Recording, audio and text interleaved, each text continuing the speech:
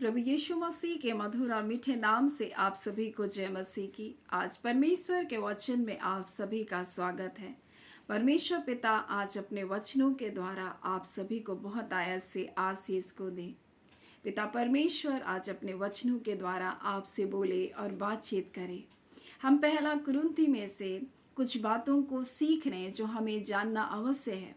और ये कौन सी बातें, ये हमारे व्यवहारिक जीवन के लिए परमेश्वर ने हमको दिया। मेरे प्रियो, हम परमेश्वर के पुत्र यीशु मसीह के द्वारा हम उद्धार की योजना में शामिल हैं और परमेश्वर हमारे जीवन में विश्वास के द्वारा बड़ी बड़ी जय को देना हमें सिखा रहा है और निश्चय करके हम विश्वास के द्वारा बड़ी बड़ी आशीषों को अपने जीवन में प्राप्त भी कर रहे हैं। परंतु मेरे प्रियो, परमेश्वर का वचन हमें दूसरे भाग में मसीह जीवन में हमें किस प्रकार से अपने जीवन को हमें ढालना है उसके बारे में भी हमें सिखाता है। और पत्री वचन तो इसीलिए दिया गया कि हमें किस प्रकार से अपने व्यवहारिक जीवन को कार्य में लाना है, व्यवहारिक जीवन को हमको जीना है। और इसलिए जब हम पहला कुरिन्थी को पढ़ते हैं तो कुछ ऐसी ही व्यवहारिक बातों को हमारे जीवन के लिए दिया गया और इसलिए उसका वचन हमें कहता है क्या तुम नहीं जानते। बार बार हमें बताना चाहता है कि तुम्हें ये जानने की आवश्यकता, इस बात पर जोर दिया गया क्या तुम नहीं जानते। मेरे प्रियो, इसलिए दिया गया ताकि हम जाने कि हमें कैसे जीवन को जीना है। मेरे प्रियो, यीशु मसीह इस संसार में आया और उसने 3.5 वर्ष उसने क्या किया, उसने सेवा के कार्य को किया। उसने अंधों को आंखें दी, मुर्दों को जिलाया, उसने भूखों को खिलाया। मेरे प्रियो, उसने सेवा के कार्य को किया। और जब वो क्रूस में चढ़ने के लिए जब जाने वाला, उस क्रूसीकरण से पहले उसने अपने चेलों के पांव को धोया और इस प्रकार से वो कहता है मैं सेवा कराने के लिए नहीं आया हूं, मैं सेवा करने के लिए। उसने एक नमूना बन करके, एक उदाहरण बन करके हमें दिखाया। और इसलिए वो कहता है जो तुम में से बड़ा बनना चाहता है वो तुम में से छोटा तुम्हारा दास बने, बोलता है। मेरे पे उसी प्रकार से हमें ये व्यवहारिक जीवन में परमेश्वर ने सिखाया कि तुम परस्पर आदर में एक दूसरे से बढ़े चलो। अब आदर का अर्थ ये नहीं है कि कोई पूजनीय व्यक्ति की हम पूजा करने लगे, नहीं, इस बात को नहीं, परंतु एक व्यवहारिक जीवन में हमें आदर करना है लोगों का। और उसी बात को परमेश्वर का वचन हमें बार बार सिखाता है। और मेरे प्रियो, आज परमेश्वर के वचन से जिस बात को हम सीखेंगे वो है जो हमें पहला कुरिन्थी 6वां अध्याय और उसके 19 को देखेंगे तो इस प्रकार से लिखा है, क्या तुम नहीं जानते तुम्हारी देह पवित्र आत्मा का मंदिर है। और जब हम इसको 12 से देखेंगे तो लिखा है देह परमेश्वर की महिमा के लिए। इसलिए उसका वचन कहता है अगर तुम हम प्रभु की हम सेवा करना अगर चाहते हैं तो उसका वचन कहता है तुम अपने देह को जीवता भावता बलिदान करके चढ़ाओ, यही तुम्हारी आत्मिक सेवा है। मेरे प्रियो, सेवा सबसे पहले यहाँ से प्रारंभ होती है कि हम अपने जीवन में हम एक पवित्र जीवन को जिए, हम ऐसा जीवन को जिए जो परमेश्वर को भाए। परमेश्वर ने अपने बेटे यीशु मसीह के लहू के द्वारा हमें शुद्ध और पवित्र कर दिया। अब हमें उसके गुणों में, उसके स्वभाव में, उसके चरित्र में हमको बढ़ते चले जाना है। हम वचन के अनुसार अपने जीवन को जीना है, यीशु मसीह के पद चिन्हों के अनुसार हमको चलना है, हमको उसका अनुसरण को करना है। और इसलिए मेरे प्रियो, परमेश्वर का वचन हमें इस संसार में किस प्रकार से हम लोगों के साथ व्यवहार करना है, किन बातों से हमको परे रहना है, हमको पत्री वचन में हमको सिखाया गया। और आज हमें उस वचन के अनुसार अपने जीवन को चलना है मेरे प्रियो। और इसलिए परमेश्वर का वचन कहता है क्या तुम नहीं जानते, तुम जानो तुम्हारा देह परमेश्वर का मंदिर है। और जब पहला कुरिन्थी 3 अध्याय और उसके 16 को जब पढ़ेंगे तो इस प्रकार से लिखा है क्या तुम नहीं जानते तुम परमेश्वर का मंदिर हो, परमेश्वर का आत्मा तुम में वास करता है। यदि कोई परमेश्वर के मंदिर को नष्ट करेगा, थोड़ा रुक जाएंगे यहाँ पर, यदि कोई परमेश्वर के मंदिर को नष्ट करेगा, कौन नष्ट करता है। मेरे प्रियो, आज इसको जरा ध्यान देने की आवश्यकता है। हमारे मंदिर को आज नष्ट करने वाला कौन है।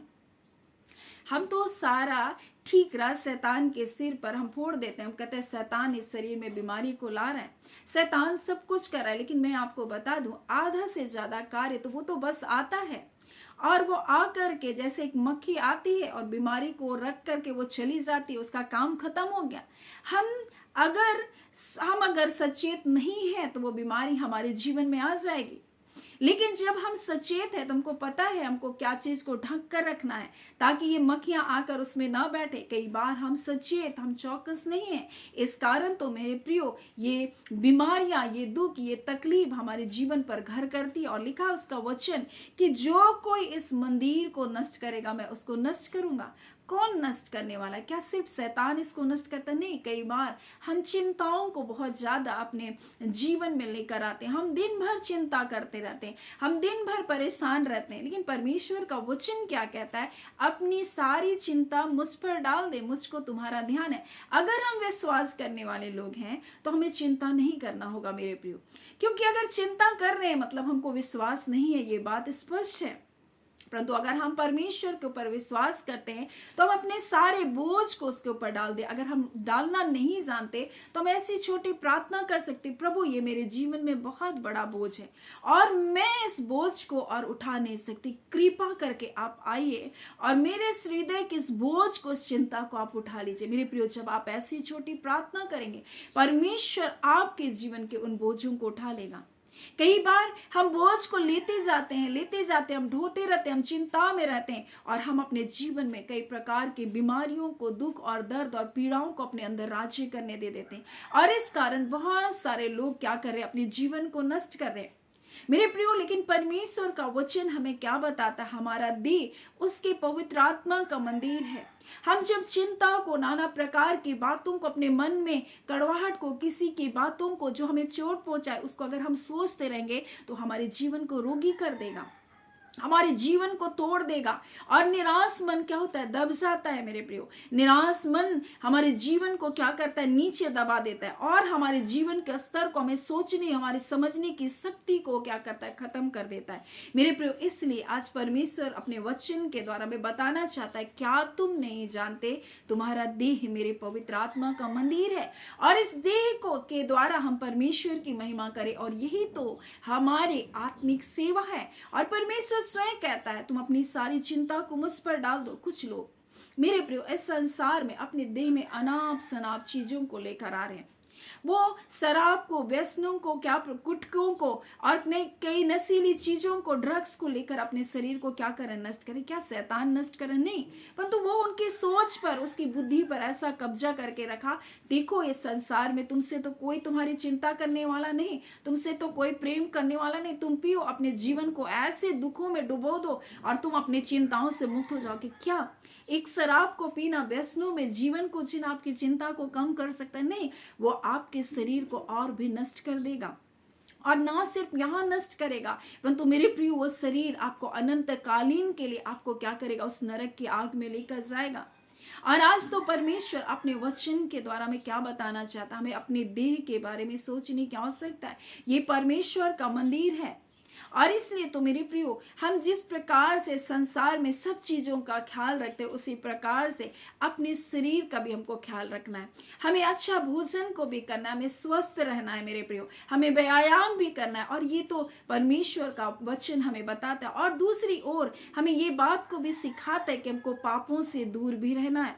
इसलिए उसका वचन कहता है देह परमेश्वर की महिमा के लिए। और जैसे भोजन के लिए, कि भोजन पेट के लिए, पेट भोजन के लिए नहीं, परंतु ये देह क्या है?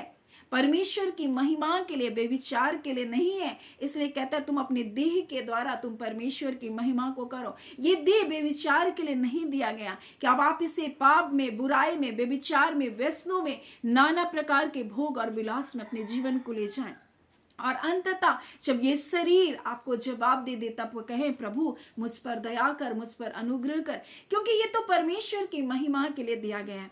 परमेश्वर ने हमें माता के गर्भ में रचा और बनाया। हमारे एक एक अंश जब बन रहे थे परमेश्वर ध्यान धर कर उसको अपनी पुस्तक में लिख रहा था। आपके एक एक स्वरूप को परमेश्वर ने बनाया। आपके लिए परमेश्वर ने सब कुछ पहले से तय करके रखा, लेकिन शैतान आपकी सोच, आपके विचार को बांध करके आपके जीवन को उस नरक की ओर ले जाना चाहता और कहते तुम अपने देह के द्वारा बुराई को करो। परमेश्वर कोई परमेश्वर नहीं है।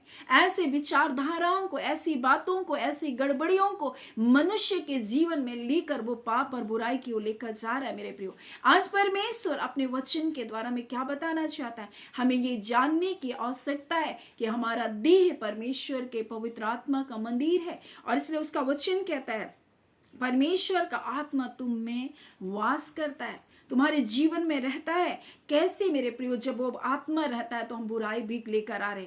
क्या गंदे घर में, बुराई के घर में, कड़वाहट के घर में वो परमेश्वर रह सकेगा? नहीं। इसीलिए मेरे प्रियो, क्रोध, कलह, क्लेश, इन सब बातों को, इन झगड़ों को तुम दूर करो और पवित्र आत्मा को शोकित मत करो। परमेश्वर का वचन कहता है, क्योंकि इन्हीं बातों के कारण मेरे प्रियो पवित्र आत्मा शोकित होता है। परमेश्वर का कोप उसके लोगों पर भड़कता है जो अपने देह को नजरअंदाज करते, जो ये नहीं जानते कि उनका देह परमेश्वर का मंदिर है।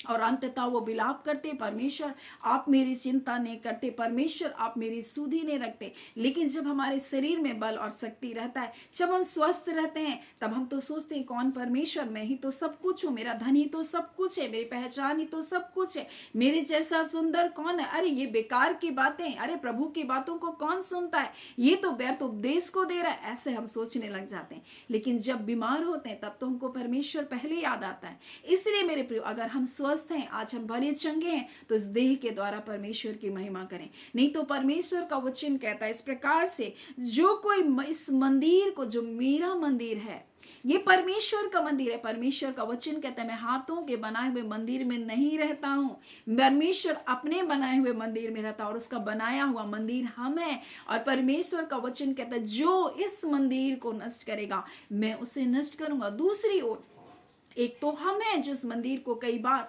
जाने अनजाने नष्ट करे, और दूसरी ओर शैतान पूरी कोशिश करता है हमारे जीवन में कई प्रकार के अटैक को करके, कई प्रकार की चिंताओं को लाकर वो हमारे जीवन में कई परेशानियों को खड़ा करके हम खाना पीना छोड़ देते हैं।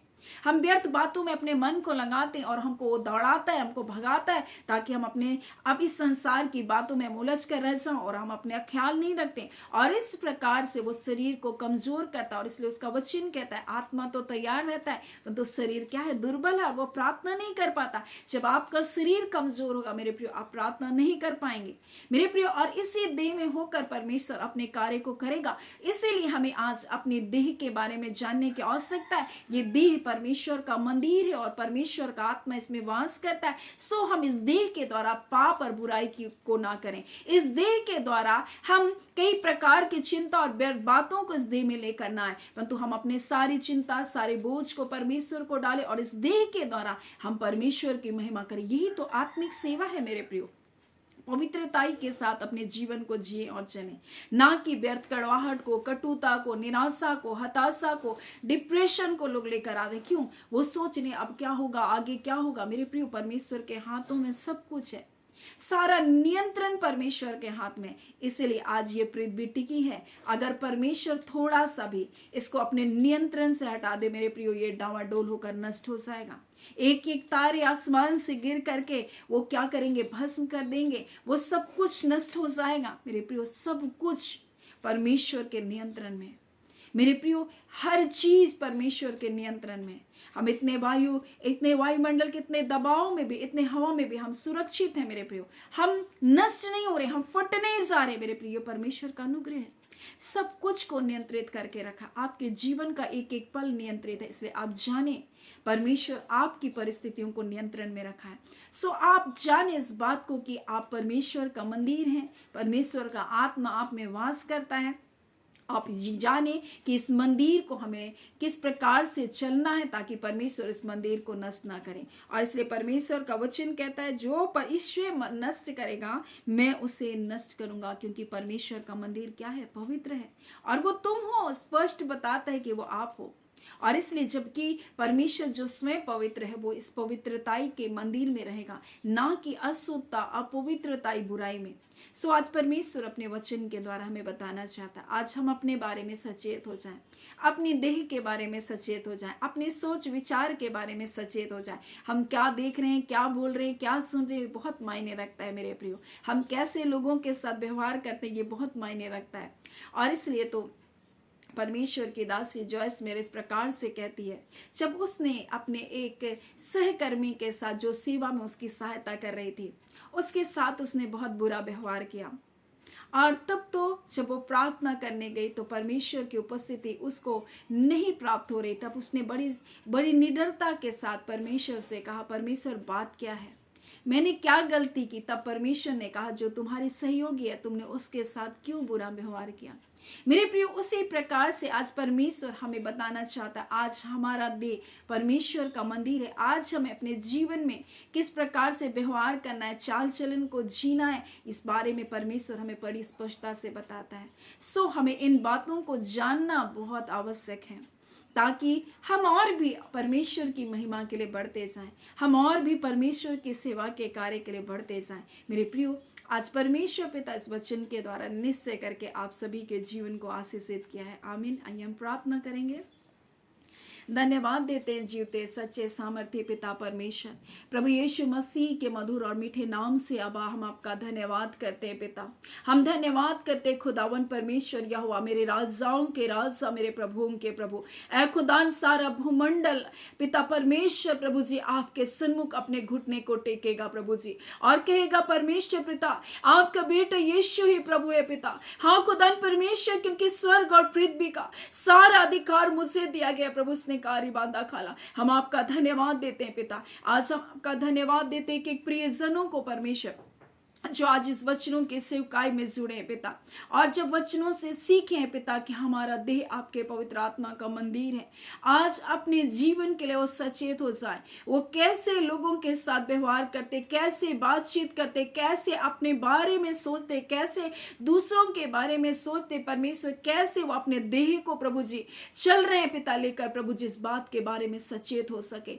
ऐ खुदान परमेश्वर जाने कि आप पवित्र परमेश्वर है पिता, और जब हम अपने देह को प्रभुता हाँ पिता पवित्रताई के साथ चलते प्रभु जी, इस देह में प्रभु जी आप वास करते पिता। हम आपका धन्यवाद देते खुदान परमेश्वर, आप पवित्र परमेश्वर अपने पवित्रताई में अपने लोगों को लिए चले पिता। हम प्रार्थना करते मेरे एक एक प्रिय व्यूअर्स को प्रभु पिता, हम ब्लेस करते खुदान यीशु के नाम से, हम ब्लेस करते हैं परमेश्वर उनके बाल बच्चों को, उनके परिवार को, हम ब्लेस करते हैं हमारे जवान बेटे बेटियों को, हम ब्लेस करते हैं खुदान परमेश्वर छोटे छोटे बच्चों को प्रभु जी, और पिता विशेष करके इस घड़ी प्रभु जी हाँ पिता गर्भ में पल रहे बच्चों को हम ब्लेस करते खुदान परमेश्वर। और पिता हम प्रार्थना करते खुदान परमेश्वर, जब डिलीवरी का समय आता है खुदान, नॉर्मल डिलीवरी यीशु के नाम से होने पाए पिता, और खुदान परमेश्वर माँ और बच्चा पिता परमेश्वर स्वस्थ रहने पाए, और खुदान उसके द्वारा प्रभु जी हाँ पिता आपके लोग हर्षित और आनंदित होने पाए खुदान परमेश्वर। जितनी रिपोर्ट में गड़बड़ी है यीशु के नाम से नॉर्मल होने पाए खुदान परमेश्वर। जिनको थायराइड है बांधा खाला, यीशु के नाम से थायराइड पिता नॉर्मल होने पाए खुदान परमेश्वर। जिनका बीपी बढ़ा हुआ है प्रभु जी, जिनका शुगर लेवल बढ़ा है प्रभु, यीशु के नाम से नॉर्मल होने पाए हाँ पिता। जिनको अल्सर है बांधा खाला, वो अल्सर से यीशु के नाम से चंगे होने पाए पिता हाँ पिता परमेश्वर। जितने लकवे से ग्रसित है यीशु के नाम से प्रभु जी उन निर्बल अंगों में बल आने पाए खुदान परमेश्वर। अपने लोगों को आपने स्पर्श किया प्रभु, आपका धन्यवाद। आपके कोड़े खाने से यीशु मसीह इन्होंने चंगाई को पाया, आपने कोड़े की मार को सहा प्यारे यीशु, आपने के खतरा लहू को बहाया प्रभु जी, आपने मूल्य को चुकाया। अब बीमारी इनके जीवन में कोई अधिकार नहीं रख सकता, उनके सारे अधिकारों को आपने तोड़ दिया प्रभु। आज आपके बच्चों का शरीर आपके पवित्र आत्मा का मंदिर है प्रभु जी, ये अपने नहीं है खुदान परमेश्वर, परंतु ये दाम देकर मोल लिए गए। हम आपका धन्यवाद करते खुदावन परमेश्वर आज के सुंदर दिन के लिए प्रभु, आपका धन्यवाद। और ये जानने पाए पिता परमेश्वर उनका देह आपके पवित्र आत्मा का मंदिर है और कभी भी ना भूले। और जबकि परमेश्वर आप अपने लोगों के जीवन में कोई बीमारी उनके देह पर रह नहीं सकती, कोई निर्बलता कोई दुर्बलता आपके बच्चों के जीवन पर नहीं रख सकती, क्योंकि ये वही आत्मा है जिसने यीशु को मृतक में से जिला उठाया। आज खुदान वही आत्मा हमें वास करता है प्रभु जी, जो हमारे निर्बल अंगों में बल को प्रदान कर रहा है। और इसी घड़ी इस पिता परमेश्वर जब आपके बच्चे आपके वचनों को प्रभु अपने देह के लिए क्लेम करें, अपने आप पिता अपने निर्बलताओं में क्लेम करें पिता, आज यीशु के नाम से वजह को छुटकारे को पा रहे। आपका धन्यवाद खुदान परमेश्वर। जितने बच्चे प्रभु जी अपने जॉब की तैयारी करते पिता, आप उन्हें आशीषित कीजिए और उत्तम जॉब से वो ब्लेस होने पाए। खुदान यीशु के नाम से वो जय प्राप्त करे और पिता उसके द्वारा आपके नाम की महिमा होने पाए। हम एक एक जनों को आपके हाथों में सौंपते हैं, आपके दास दासियों को परमेश्वर जो इन वचनों की सेवकाई में जुड़ते हैं पिता, हम एक एक जनों को पिता हम आशीष देते हैं प्रभु यीशु के नाम से।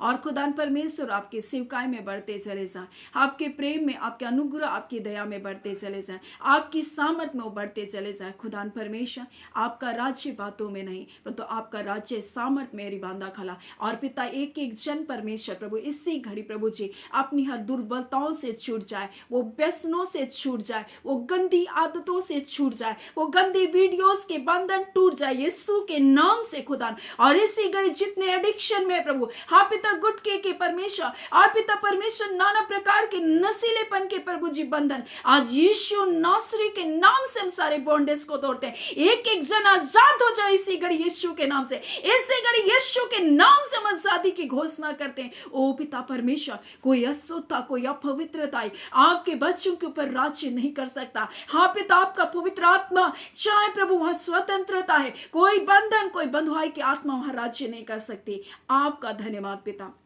हम आपको सारी आदर महिमा देते हैं पिता। आपने प्रार्थना सुना, प्रार्थना हम यीशु के नाम से मांगते हैं, दया सुने अनुग्रह से ग्रहण कर लीजिएगा। आमीन। परमेश्वर पिता आप सभी को बहुत ऐसे आशीष को दे। आमीन।